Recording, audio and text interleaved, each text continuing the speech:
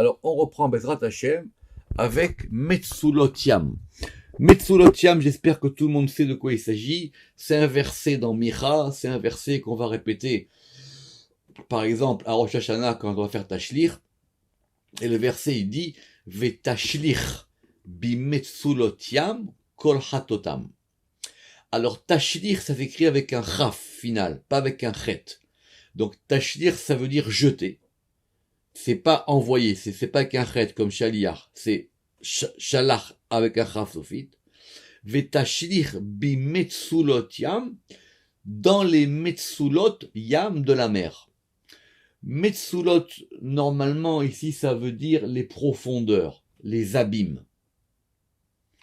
Et il dit, Vetashlir bemsulot yam, et tu vas jeter dans les profondeurs de la mer, kol hatotam, toutes leurs fautes, tous leurs péchés. C'est quoi cette notion qu'on jette les fautes au fond de la mer? D'ailleurs, c'est le verset qu'on dit quand on fait Tashlir. D'accord? Très bien. Alors, Pirash Rabbi Shalom Yochai, il expliquait dans le Zohar que Metsulot, évidemment, c'est un pluriel, et que là-bas, ça correspond aux deux personnages spéciaux qui sont sa mère même et sa copine, sa mère même ou Batzugo. Et eux, ils s'appellent Metsulot Yam, eux, ils s'appellent, on pourrait presque dire, les dessous, les tréfonds de Yam, les tréfonds de la mer. Or, Yam, on l'a déjà vu, vous vous rappelez que Yam, c'est Malchut. Yam, c'est l'inverse de Mi. Mi, c'est la Bina. Et Yam, c'est la mer. Pourquoi qui aiment Tahat Ayam Aelion? Parce qu'ils sont en dessous de ce degré de la mer, MER, supérieur. Vetahat Malchut, et qui est en dessous de la Malchut. Veklalut Aklipot, et donc, en dessous, c'est-à-dire ce qui est en dessous de la malchoute, ce qui est enfoui dans les degrés cachés en dessous de la malchoute, ça s'appelle les clipotes, ça s'appelle les écorces. Pourquoi est-ce qu'on dit ça? Parce qu'une faute, tant qu'elle est dans les sphirotes, elle peut faire du mal. Elle peut produire des choses qui sont pas bonnes. Or, nous, ce qu'on veut, c'est qu'elle disparaisse, cette faute. En gros, on veut la faire disparaître des radars. Elle veut qu'elle apparaisse nulle part. On va la cacher, on va l'enfouir. Donc, comme c'est en dessous de ce degré de la Yam, qui s'appelle la Yam Aelion Tarata Malchut, avec la loute à Klipot, et donc ça c'est la majorité ou la totalité des écorces, Kulam, toutes, Kacher Em Tartea, lorsque ces écorces-là, elles sont maintenant en dessous de la Malchut, ça s'appelle Mesulot Yam. Donc c'est ça qu'on dit, Vetashlir bimsulot yam. Très bien. Après, le Mikdash. Alors le Mikdash, c'est facile. Le Mikdash, c'est le sanctuaire. D'accord? Donc le Mikdash, ça vient de Kadosh. Mais le Rama qui dit, Efshar sheikre à Tiferet, il est possible que ce soit lié au Tiferet. Pourquoi? Normalement, on aurait pu penser que Kadosh, on verra quand on sera, si Dieu veut, à l'aide Kouf, on pourrait penser que Kadosh, c'est lié à Rorma. Mais on a un Zohar qui est dans les Reins Piresh de le Tikkunim. Il y a un Zohar qui est dans les Tikkunim. D'ailleurs même, c'est un Zohar qu'on a aussi dans le Chok les Israël, à propos d'un verset qui dit ou Migdashi tiraou, et vous aurez crainte de mon sanctuaire. D'accord? Alors le Zohar là-bas, il fait un jeu de mots sur Migdashi, et là-bas, c'est possible que ça s'applique aussi à Yesod, parce qu'en fin de compte, c'est ici, il s'agit pas du degré de saint, mais du degré de celui qui est sanctifié. Donc celui qui est sanctifié, c'est soit Tiferet, soit Yesod. Alors, un mot important, le Mikvé. Alors, d'abord, il y a un principe simple dans la Torah, c'est que toute purification passe par l'eau. L'eau ne suffit pas toujours. Des fois, on purifie aussi par le feu. Mais ça passe toujours à un moment degré par l'eau. Parce que l'eau, c'est un élément régénérateur. Et c'est un élément qui redonne la vie. La preuve, c'est que dans le premier verset de la Torah, il y a marqué Bereshit bara Elohim et hashamayim ve'et haaretz. Dieu il a créé les cieux et la terre. Ve'haaretz hayta tohu vavohu ve'chosher al pnei tehom. Et la terre, elle était tohu vavohu et il y avait de l'obscurité. Ve'ruach Elohim, mais le souffle divin, il était sur l'eau. L'eau, c'est un élément qui a du divin en lui. Donc c'est ça cette notion de mikvé. Évidemment, on parle ici d'une eau qui n'a pas perdu sa racine. C'est pour ça qu'il y a des règles dans le mikvé, que le mikvé, il ne doit pas toucher des éléments qui vont rendre cette eau impure. Parce que l'eau aussi peut être impure. Donc ça, c'est ce qu'on appelle le mikvé. Où est-ce que ça apparaît, cette notion de mikvé? Ça apparaît dans le Maaseh Bereshit, que Dieu il a dit là-bas, que le mikvé, littéralement, c'est le rassemblement des eaux. C'est ça un mikvé. Mais, nous, ce qu'on appelle mikvé, qui est l'endroit où on se purifie, c'est qu'une des manières de se purifier. Parce qu'il y a un degré plus fort que le mikvé. C'est le Mahayan. C'est de l'eau qui sort directement de la terre. Le mikvé, c'est quoi? C'est une construction, soit naturelle, soit artificielle, où vont se mettre ensemble des eaux. Ces eaux, pour qu'elles soient cachères, il faut qu'elles soient vives, c'est-à-dire qu'elles soient directement en contact avec quelque chose de vif, et qu'il n'y ait rien comme élément qui les ait rendues impures. Évidemment, il y a aussi une notion de quantité, mais bon, on va pas faire un mikvé dans une petite casserole, donc il faut qu'il y ait un minimum de Arbaïm Sea. Pourquoi Arbaïm Sea? Parce que 40 c'est un même, et le même, comme un même sophite, c'est ça fait comme une source dans laquelle on va effectivement se régénérer. Mikvé. Shemze mityaches à la malchut. Donc ce nom-là, il est lié à la malchut. Mipne sheba, parce que c'est en elle que mitkavim, ça veut dire que vont se rassembler, ou mitkapsim et vont se réunir, kol meime hashefa, toutes les eaux de l'influx. Le mikvé, c'est un endroit de rassemblement des eaux. C'est-à-dire, on a plusieurs eaux, et ces eaux maintenant, elles vont se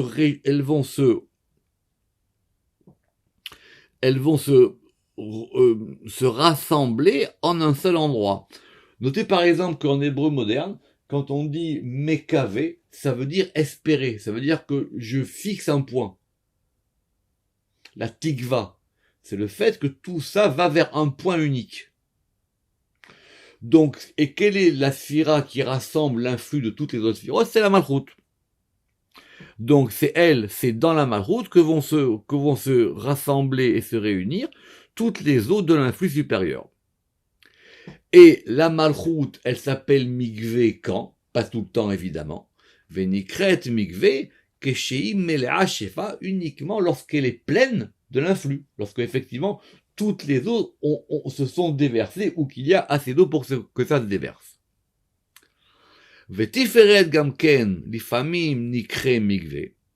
Et Tiferet aussi, il peut s'appeler comme étant un lieu de rassemblement comme un mikvé. Chez Alav Nema, parce qu'il y a un verset qui dit que mikvé Israël Hachem. Alors, il y a un verset qui dit là-bas que c'est un verset qu'on cite à Kippour.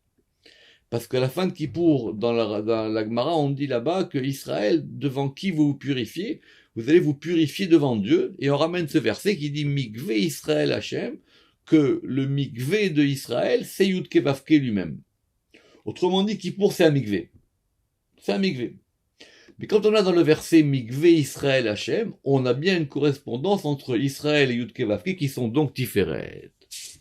Donc, Areb et Ferouche, donc on voit bien ici que c'est marqué en toutes lettres, que le Shem Yud Kei Vav Kei, qui est Tiferet, il correspond au mikvé. Et dans le Zohar, dans Parashat Bereshit, on a une discussion là-bas, Nichlaku, Rabbi Yitzhak et Rabbi Yossi, entre Rabbi Yitzhak et Rabbi Yossi, Hadama be Tiferet, Hadama be Yesod. Un il dit que c'est lié à Tiferet, et un il dit que c'est lié à Yesod. Vidamaratam et Malchut, et il y en a là-bas aussi qui va penser que c'est lié à un Malchut. Autrement dit, c'est un lieu de rassemblement, et ce rassemblement-là, il peut apporter la purification. Alors, un mot important, un makom. C'est quoi un makom? un makom, c'est un lieu.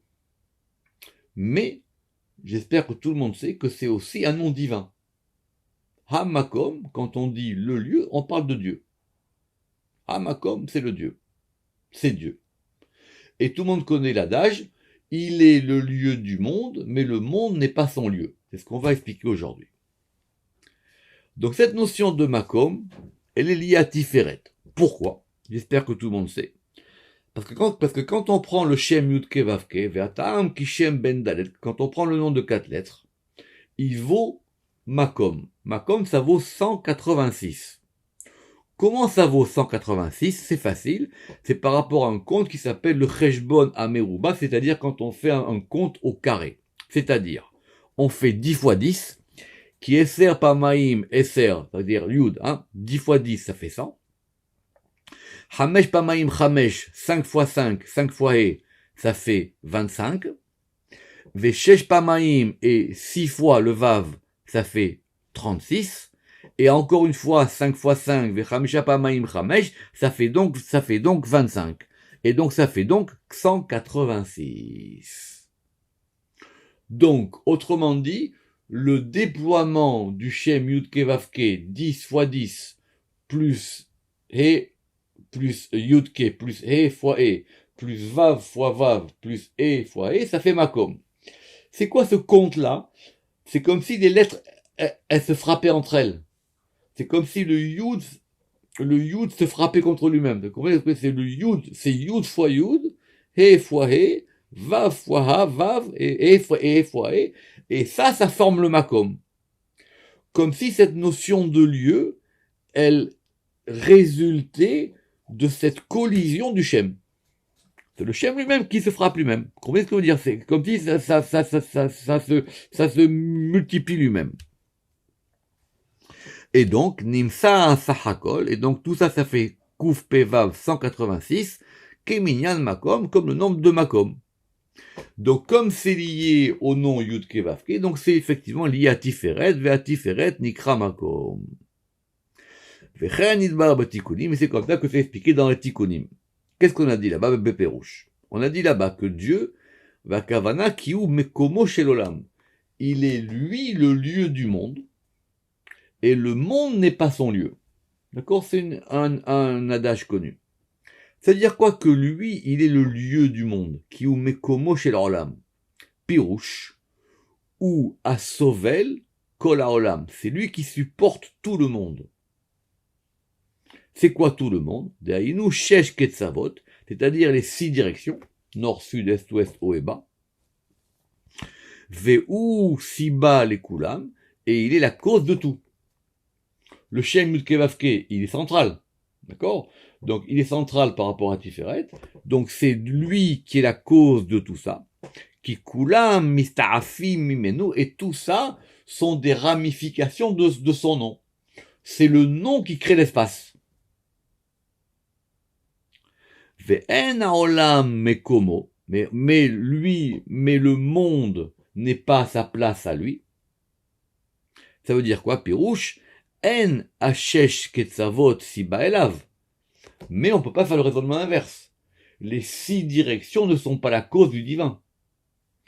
C'est Yudke Vavke qui crée l'espace, mais c'est pas l'espace qui crée Yudke Vavke. C'est ça qu'on veut dire. Je répète, ou mekomo shel haolam, ve'en haolam mekomo.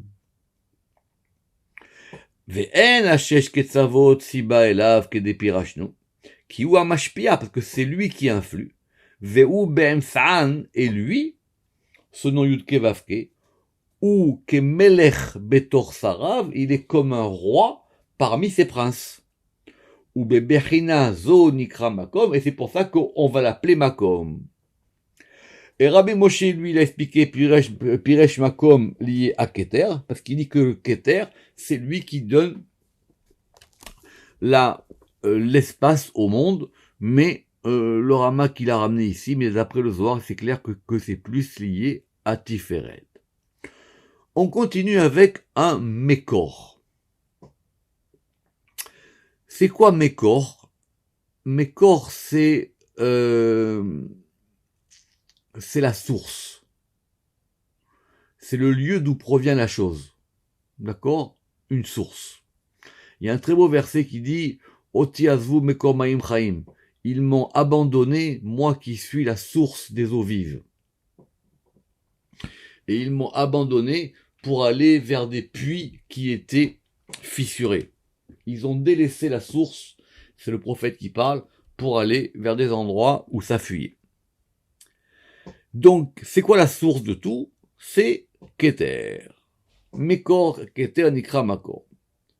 Et quelquefois, comme dans le verset que je vous ai dit, il s'appelle aussi Mekor Maim Chaim, il s'appelle source des eaux vives. Sheu Hashefa, parce que c'est un influx.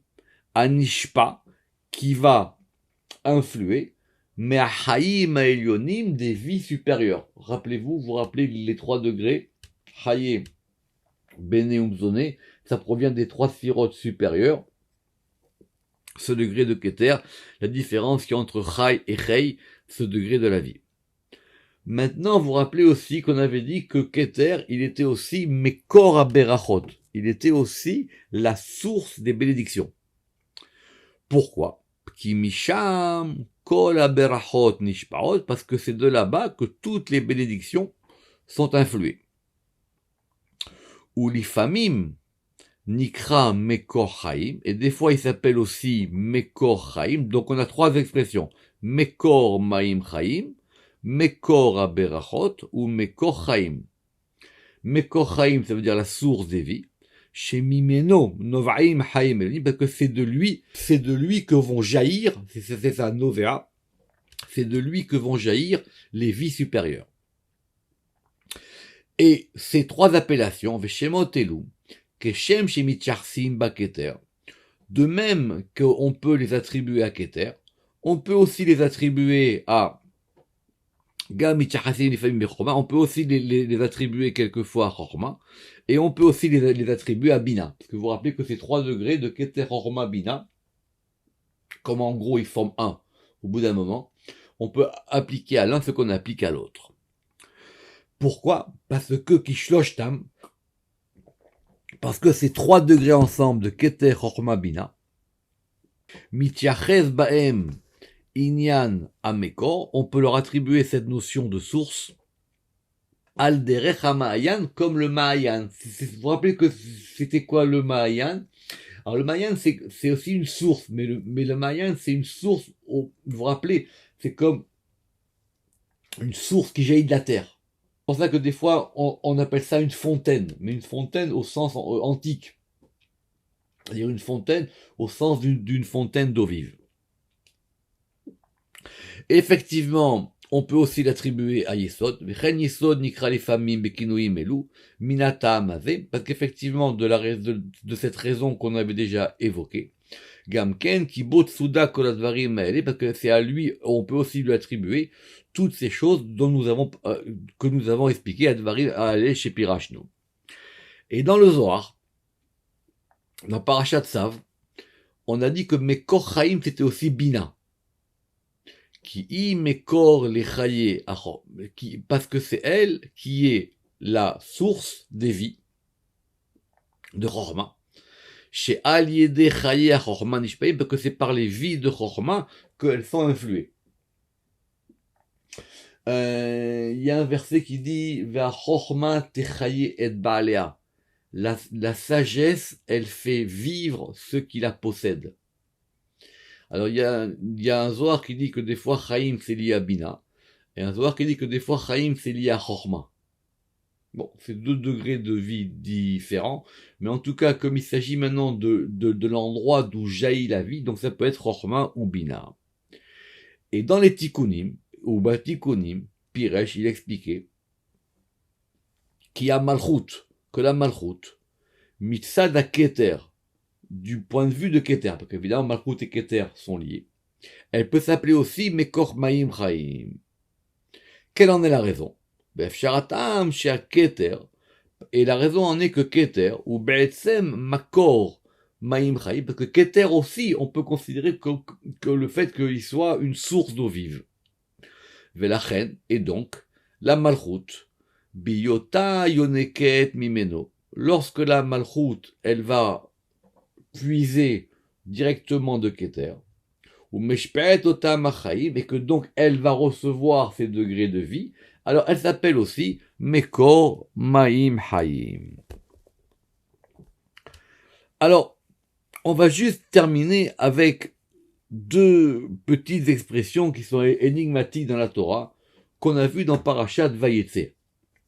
Vous savez que dans Vayetze, à un moment, Lavan, il va dire à Yaakov, écoute, maintenant, il faut que tu choisisses ton camp, et je veux que tu choisisses de quelle manière tu vas avoir ta subsistance. Enfin, c'est un dialogue entre les deux, et il y a ce fameux épisode, vous vous rappelez qu'on avait parlé de ça déjà, où il y a ce qu'on appelle des rigoles, et il va mettre sur les rigoles des bâtons, et quand les animaux ils vont venir à la rigole, ça veut dire à l'abreuvoir, pour pouvoir abreuver, en regardant ces bâtons, il y aura la différence là-bas entre les broudim, entre ceux qui sont achetés et ceux qui sont rayés. On comprend pas la vérité très très bien comment ça marche.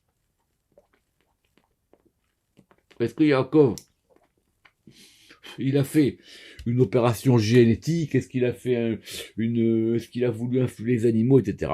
Alors le Zohar, il est un peu succinct là-dessus, mais on va quand même là-bas expliquer. Alors il y a une première expression qui est makel. Makel, vous savez qu'il y a plusieurs termes pour désigner un bâton ou un sceptre, mais makel ici c'est un bâton. Et là-bas il y a marqué que c'est un makel levena, donc un bâton on va dire blanchâtre, lach et qui est humide. Alors il dit que makel levena lach, vu qu'on a effectivement 3 degrés, hein. On a makel, levena et lach. Il dit que c'est lié à Tiferet, qui du point de vue de Chesed, et c'est comme ça que c'est expliqué dans le Zohar, dans Parashat Vayetze, donc dans cette parasha dont je vous parlais. Et la raison en est. Pourquoi? D'abord parce que le bâton, il a la forme d'un vav, qui ou makel betsurat vav. Donc, ce qui est la forme d'un bâton, c'est un vav, donc c'est lié à Tiferet. Mais en plus, il est blanc, en tout cas, il est blanchâtre. Veu levana, mitzad levininu tachesed, et donc la couleur blanche elle est liée en général à chesed, et il est humide. C'est quoi qu'il est humide? Mitzad meime chesed, dans le sens où il a un rapport avec l'eau. Il est humide, ça veut dire qu'il a un rapport avec l'eau. Donc l'eau c'est chesed, et la blancheur c'est chesed, et donc c'est tiferet. Donc en gros, ce sont 3 éléments qui sont mis ensemble. Ve'efshar lomar, et il est possible de dire que qui ou nikra kar, qu'il s'appelle ainsi, be'erer, que cette notion de makel levenalach, elle est par rapport à bechinat metziut chesed, c'est ce degré de chesed qui est enfoui dans la chorma. Tout le monde sait qu'il y a un rapport entre chesed et chorma, ils sont tous les deux sur l'axe de droite. Anikra levena, parce que cette notion, parce qu'il y a une différence qui est entre lavan et levena. Lavan c'est blanc, et levena ou levana ici c'est plus lié à cette lumière de Chorma, chez ou or lavan, de la shayach bemaim, où il n'y a pas d'eau. En fin de compte, le Rama qui dit, il a raison. Il dit, comme il y a 3 degrés, t'as voulu me dire que l'ach et l'Evana, c'était lié à Chesed. Il dit non, c'est soit l'un, soit l'autre. Donc, du côté de Chesed, ça sera l'eau, et du côté de Chorma, ça sera la blancheur. Ou Metzad, Metziyut, à Chesed, et donc du côté maintenant de Chesed, à Midgalé, qui va se dévoiler, et donc ça va faire de l'eau, à Nikre Maïm, et c'est de là-bas qu'il va prendre son humidité. On va terminer donc par makel au pluriel, qui sont les makelotes. Donc les makelotes, ce sont les bâtons. Et c'est expliqué là-bas toujours dans le Zohar, dans Parashat Vayetze. Man makelot, c'est quoi ces bâtons-là? Alors le Zohar, il est très succinct. Ilin dargin, ce sont des degrés, des inun bedina, qui sont un beddin. Ve'ainyan. Alors il dit, ça veut dire quoi? Qui kochot adin, que les forces du din, elles s'appellent des makelotes. Ve'ata'am she'em lirdot ha'adam el haderech hayashar, parce qu'elles sont là pour tenser, comme on dit en français, pour donner des coups de bâton pour que l'homme, il se remette sur le droit chemin. Donc en gros, ce que les makélotes, ce sont des degrés de din que Yaakov il a mis en place pour que les choses reviennent à leur place. Baruch Adonai La'olam, Amen ve Amen.